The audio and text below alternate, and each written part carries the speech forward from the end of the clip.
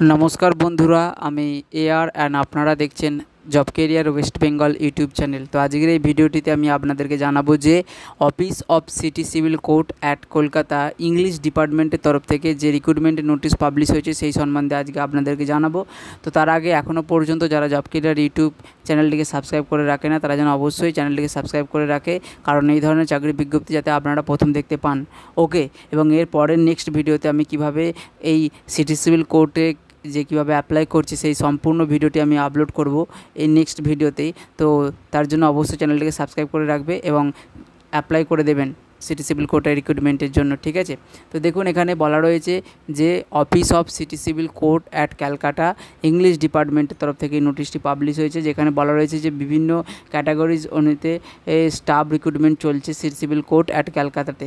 এবং employment notification যেটা বলা রয়েছে যে 18ই জুন 2024 তারিখে এটার নোটিশ পাবলিশ হয়েছে, অর্থাৎ আজকেই এই নোটিশটি পাবলিশ হয়েছে এবং আজকেই আপনাদেরকে কিন্তু এই ভিডিওটি আগে আপনাদেরকে করে দেখাচ্ছি এবং জানাচ্ছি। তো চ্যানেলটি এই জন্যই সাবস্ক্রাইব করে রাখবেন। ওকে, এখানে ভ্যাকান্সি যে কথাটি বলা রয়েছে, দেখুন বলা রয়েছে যে অ্যাপ্লিকেশান যে ওয়েবসাইট থেকে করবেন সেই ওয়েবসাইটে হলো www.calcatahighcourt.government.in।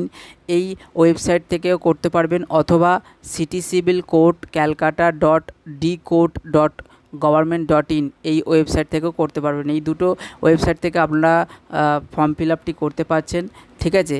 এবং এখানে বলা রয়েছে যে 18/6/2024 তারিখ থেকে ফর্ম ফিল আপটি শুরু হচ্ছে এবং 18/7/2024 পর্যন্ত এই ফর্ম ফিল আপটি চলবে।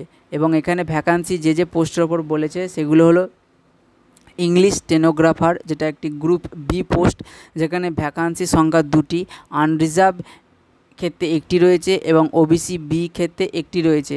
গ্রুপ ডি পিয়নের ক্ষেত্রে 14টি ভ্যাকান্সি রয়েছে, যেখানে বলা রয়েছে যে আনরিজার্ভদের ক্ষেত্রে 4টি ভ্যাকান্সি রয়েছে। আনরিজার্ভ ইকোনমিক্যালি যারা উইকার সেকশন তাদের ক্ষেত্রে 1টি রয়েছে এবং এসসি কাস্টের ক্ষেত্রে 3টি পোস্ট রয়েছে। ওকে, এবং এক্স সার্ভিসম্যান যারা রয়েছে তাদের ক্ষেত্রে আনরিজার্ভ ক্যাটাগরির 1টি পোস্ট রয়েছে। মেরিটোরিয়াস স্পোর্টস পার্সন যারা রয়েছে আনরিজার্ভ ক্যাটাগরি তাদের জন্য 1টি পোস্ট রয়েছে। এবং আনরিজার্ভ ক্যাটাগরি যারা পার্সন উইথ ডিসএবিলিটি মধ্যে পড়ছেন তাদের জন্য 1টি পোস্ট রয়েছে। তো এখানে গ্রুপ ডি পিওনের ক্ষেত্রেই 14টি পোস্ট রয়েছে বিভিন্ন ক্যাটাগরি অনুযায়ী, আপনারা চাইলে এখানে একটু দেখে নিতে পারেন। ওকে, এবং এরপর আসবো যে লেভেল, কোন লেভেল বা পে অনুযায়ী আপনারা যে স্যালারি পাবেন। এখানে বলা রয়েছে যে ইংলিশ স্টেনোগ্রাফার বি, যেটা একটি group B post, pay level 10 অনুযায়ী 32,100 টাকা থেকে আপনি স্যালারি পাবেন এবং সর্বোচ্চ স্যালারি এই পোস্টে 82,900 টাকা এমনি বেসিক স্যালারি পাবেন। তার সাথে আরও অন্যান্য যে এক্সট্রা অ্যালাউন্সেস সেগুলো যোগ করলে প্রায় 32,000 টাকা যদি আপনি ইনহ্যান্ড স্যালারি পান বেসিক, তার সাথে এক্সট্রা অ্যালাউন্সেস যোগ করলে প্রায় 45,000-এর কাছাকাছি কিন্তু আপনি স্যালারি পেয়ে যাবেন, ইনহ্যান্ড স্যালারি প্রথম। এবং গ্রুপ ডি পিওনের ক্ষেত্রে বলা রয়েছে যে লেভেল 1 অনুযায়ী 17,000 টাকা স্যালারি পাবেন বেসিক, তার সাথে অন্যান্য এক্সট্রা অ্যালাউন্সেস যোগ করলে প্রায় 25-26,000 টাকা কিন্তু আপনি স্যালারি পাবেন এবং এই পদে সর্বোচ্চ স্যালারি 43,600 টাকা হবে আপনার চাকরির শেষ সময়েতে। এখানে এলিজিবিলিটি এজ লিমিট যেটা বলা রয়েছে যে অবশ্যই ক্যান্ডিডেটকে 18 বছরের নিচে হলে হবে না। ওকে, এবং এখানে বলেছে যে in case of group B পোস্টের ক্ষেত্রে ম্যাক্সিমাম এজ লিমিট বলা রয়েছে যে 35 বছর, যেটা শিডিউল কাস্ট বা আদার ব্যাকওয়ার্ড ক্লাসের ক্ষেত্রে 35 বছর এজ লিমিট রয়েছে। 37 বছর পর্যন্ত এজ লিমিট রয়েছে শিডিউল ট্রাইবের ক্ষেত্রে এবং অন্যান্য এই ক্যাটাগরি পার্সনদের ক্ষেত্রে যারা এই রিজার্ভেশনে থাকে। 32 বছর পর্যন্ত জেনারেল ক্যাটাগরির ক্ষেত্রে এজ লিমিট রয়েছে। গ্রুপ ডি পোস্টের ক্ষেত্রে 43 বছরের এজ লিমিট রয়েছে শিডিউল কাস্ট এবং তাদের সমকক্ষ যে ব্যাকওয়ার্ড ক্লাসেস রয়েছে তাদের ক্ষেত্রে। 45 বছর পর্যন্ত এজ লিমিট রয়েছে গ্রুপ ডির শিডিউল ট্রাইব এবং অন্যান্য ক্যাটাগরির সমকক্ষ যারা শিডিউল ট্রাইবের আন্ডারে পড়ছে এবং 40 বছর পর্যন্ত এজ লিমিট রয়েছে আরও অন্যান্য পার্সনদের ক্ষেত্রে। ওকে, এবং upper age limit person with ডিসএবিলিটির ক্ষেত্রে 45 বছর পর্যন্তই করেছে। তো এখানে ইসেনশিয়াল কোয়ালিফিকেশান গ্রুপ বি অর্থাৎ স্টেনোগ্রাফার পোস্টে যেটার এডুকেশনাল কোয়ালিফিকেশান বলেছে আপনাকে অবশ্যই ব্যাচেলার ডিগ্রি থাকতে হবে যে কোনো শাখা থেকেই এবং একটি স্বীকৃতিপ্রাপ্ত বিশ্ববিদ্যালয়ের আন্ডারে, এবং আপনাকে অবশ্যই একটি ভ্যালিড সার্টিফিকেট থাকতে হবে কম্পিউটার নলেজের ওপর বা অপারেশনের ওপর, এবং টাইপিং যে শর্ট হ্যান্ডে যে টাইপিং করেন তার জন্য একটি সার্টিফিকেট থাকে সেই ইনস্টিটিউটের আন্ডারে। এবং আপনি যদি কোনো ট্রেনিং কমপ্লিট করে থাকেন তাহলে আপনার ক্ষেত্রে এটা ভালো হয়, কারণ আপনাকে স্কিল টেস্ট দিতে হবে এখানে, যেখানে বলা রয়েছে যে আপনাকে ইংলিশ স্টেনোগ্রাফারে মিনিমাম স্পিড 80 ওয়ার্ড পার মিনিটে শর্ট হ্যান্ড আপনাকে করতে হবে, এবং মিনিমাম টাইপিং রাইটিংয়ে যে স্পিড সেটা বলা রয়েছে যে 30 ওয়ার্ড পার মিনিটে আপনাকে টাইপ রাইটিং করে দেখাতে হবে, এবং টাইপ রাইটিংয়ের সময় থাকবে আপনার 10 মিনিটের। ওকে, এবং গ্রুপ ডি পোস্ট যেটা পিওনের ক্ষেত্রে সেখানে বলা রয়েছে যে এডুকেশনাল কোয়ালিফিকেশান 8 পাস হলেই হবে যে কোনো বিদ্যালয়ের আন্ডারে অথবা মাদ্রাসা অথবা এই সমকক্ষ কোনো ইনস্টিটিউশান থেকে, ক্লাস 8-এর সমকক্ষ কোনো ইনস্টিটিউশান থেকে আপনি যদি পাস করে থাকেন তাহলে আপনি গ্রুপ ডি ক্ষেত্রে আবেদন করতে পারবেন। এখানে ইংলিশ স্টেনোগ্রাফারের যে এক্সামিনেশানের যে প্রসেস সেটা বলা রয়েছে যে আপনাদের একটি জেনারেল ইংলিশে পেপার 1 আপনাদের এক্সাম হবে, যেখানে 100 মার্কস থাকবে এবং 100টি মাল্টিপাল কোয়েশ্চেন থাকবে, প্রত্যেকটি প্রশ্নের মান 1 নম্বর করে, যেখানে স্পেলিং থাকবে, কারেক্ট ইউজ অফ ওয়ার্ড থাকবে, কারেক্টনেস অফ সেন্টেন্সেস থাকবে, common phrases, synonym, antonym, punctuation, এইগুলো কোশ্চেন আসবে এই ধরনের টপিকের ওপর থেকে। এবং টাইম লিমিট বলা রয়েছে যে 1.5 ঘন্টা। সাকসেসফুল ক্যান্ডিডেট যারা কোয়ালিফাই করবে তাদের ক্ষেত্রে পেপার 2 এবং পেপার 3 এক্সামে পেপার 2 এবং পেপার 3 এর জন্য সিলেক্টেড হবে, এবং পেপার 2-এতে আপনাদের ডিকটেশন করার একটি স্কিল টেস্ট নেওয়া হবে, যেখানে বলা রয়েছে যে 6 মিনিটের মধ্যে 400 ওয়ার্ডের ট্রান্সক্রিপশান করতে হবে, 80 ওয়ার্ড পার মিনিটে কিন্তু না আপনাদের এই ট্রান্সক্রিপশানটা করতে হবে, এবং এরপরে আপনাদের স্কিল টেস্টের এই ডিকটেশনের পরে কিন্তু একটি টাইপিং টেস্ট করা হবে, যেখানে বলা রয়েছে যে 100 মার্কসের থাকবে, এবং 300 ওয়ার্ড পার মিনিটে কিন্তু না আপনাদের 10 মিনিটে 30 ওয়ার্ড পার মিনিটে 10 মিনিটে আপনাদের টাইপ রাইটিং করে দেখাতে হবে। সিলেক্টেড ক্যান্ডিডেটরা পার্সোনালিটি টেস্টের জন্য কোয়ালিফাই করবে, এবং পার্সোনালিটি টেস্টে আপনাদের যে মার্কস হবে অর্থাৎ পেপার 2, পেপার 3 এবং পার্সোনালিটি টেস্টের যে টোটাল মার্কস হবে সেই অনুযায়ী আপনাদের কিন্তু একটি প্যানেল তৈরি করা হবে, এবং তারপরেই কিন্তু আপনারা স্টেনোগ্রাফার পোস্টে সিলেক্টেড হবেন ফাইনালি।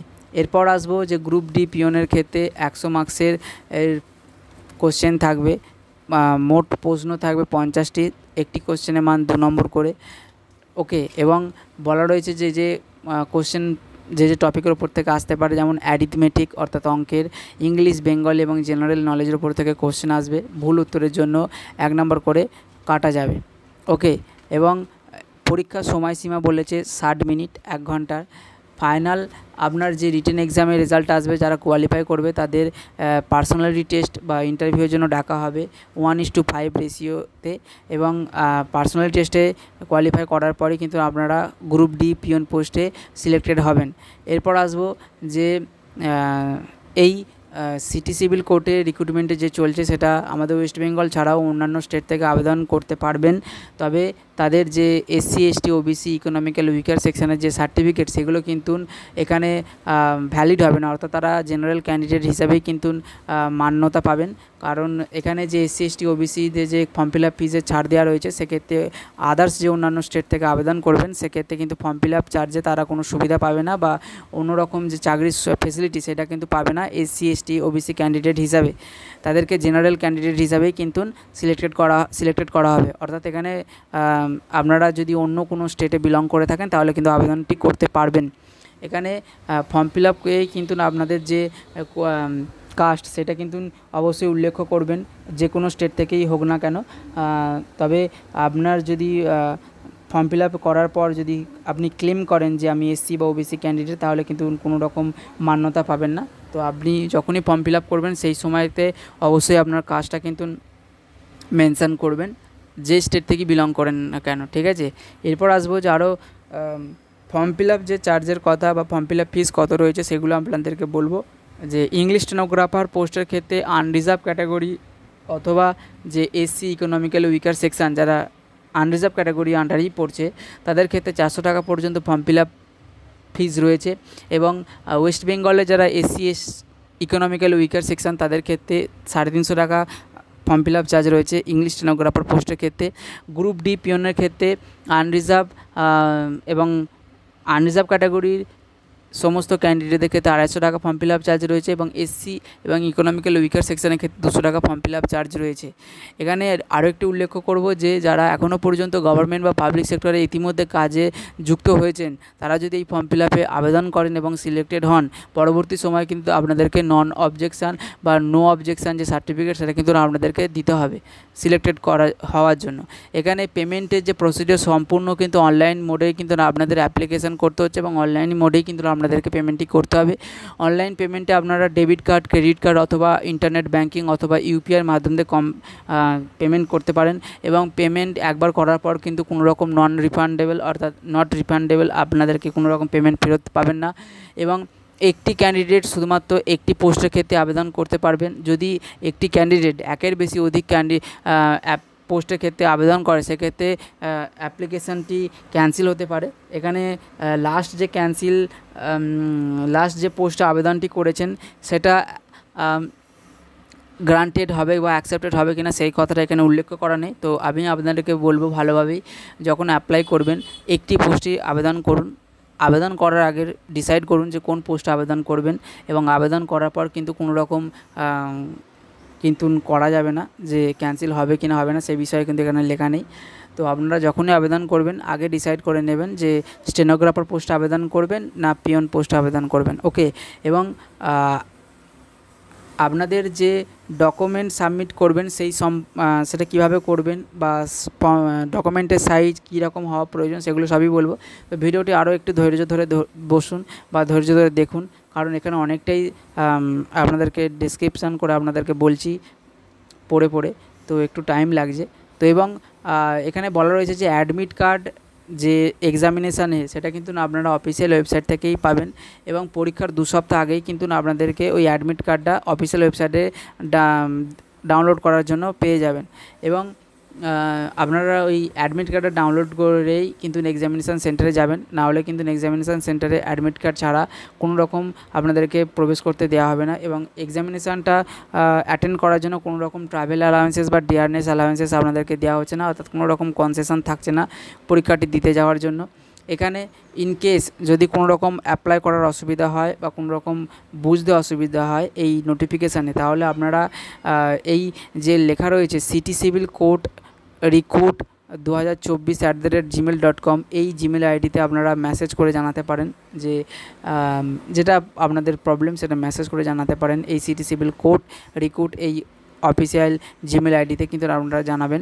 ওকে, এরপর কিভাবে অ্যাপ্লাই করবেন বা কত কী ফর্ম ডকুমেন্টের সাইজ হওয়া প্রয়োজন সেগুলো আমি বলে দিচ্ছি। দেখুন, ফর্ম ফিল আপটির লাস্ট ডেট 18/7/2024 এবং শুরু হয়েছে আজকে থেকেই, অর্থাৎ 18/6/2024 থেকে শুরু হয়েছে এবং আবেদনটি করতে পারছেন city civil court Calcutta decode.government.in এই অফিসিয়াল ওয়েবসাইট থেকে অথবা ক্যালকাটা কোর্ট রিক্রুট government.in এই ওয়েবসাইট থেকেও পাবেন করতে।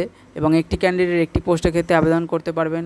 Debit card, credit card, net banking, UPI এই সমস্ত পেমেন্টের মাধ্যমে পেমেন্ট করতে পারছেন এবং পেমেন্ট করার পর যে ফাইনাল রসিদ সেটা কিন্তু আপনি অবশ্যই ডাউনলোড করে রাখবেন, কারণ এটা পরবর্তী সময়ে সিলেকশন প্রসেসে কিন্তু কাজে লাগতে পারে।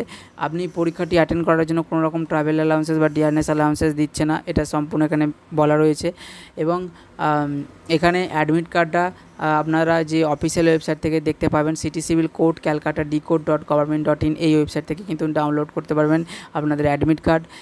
ওকে, এই সমস্ত বিষয়গুলো আমি এর আগেও বলে দিলাম এবং আরও একবার আপনাদেরকে হাইলাইট করে দিলাম।